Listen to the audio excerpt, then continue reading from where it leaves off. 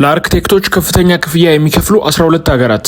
አርክቴክቶች በተለያዩ ሀገራት የተለያየ ደሞዝና ጥቅማ ጥቅም ያገኛሉ። በአማካኝ እነዚህ 12 ሀገራት በአመት በአማካኝ ስንት ይከፍላሉ? 12ኛ ደረጃ ላይ የተቀመጠችው ካናዳ ነች። ካናዳ በአመት በአማካኝ $8019 ትከፍላለች። 11ኛ ደረጃ ላይ የተቀመጠችው ዩናይትድ አረብ ኤሚሬትስ ወይም ደግሞ የተባበሩት አረብ ኤሚሬትስ ነች። በአመት በአማካኝ ለአርክቴክቶች $79274 ትከፍላለች። ይህም ታክስን ሳይጨምር ነው። ታክስ የማይደረግ ክፍያ ነው። ኔት ክፍያ ነው። ዩናይትድ አረብ ኤሚሬትስ የምከፍለው። 10ኛ ላይ የተቀመጠችው ኔዘርላንድስ ወይም ደግሞ ሆላንድ ነች። በአመት በአማካኝ ለአርክቴክቶች $82893 ትከፍላለች። 9ኛ ላይ የተቀመጠችው ኖርዌይ ነች። ኖርዌይ በአመት በአማካኝ ለአርክቴክቶች $83515 ትከፍላለች። 8ኛ ላይ የተቀመጠችው አውስትራሊያ ነች። አውስትራሊያ በአመት በአማካኝ $84230 ለአርክቴክቶች ትከፍላለች። 7ኛ ላይ የተቀመጠችው ጀርመን ነች። ጀርመን በአማካኝ ለአርክቴክቶች በአመት $84679 ትከፍላለች። 6ኛ ላይ የተቀመጠችው ቤልጅየም ነች። ቤልጅየም በአማካኝ በአመት ለአርክቴክቶች $87626 ትከፍላለች።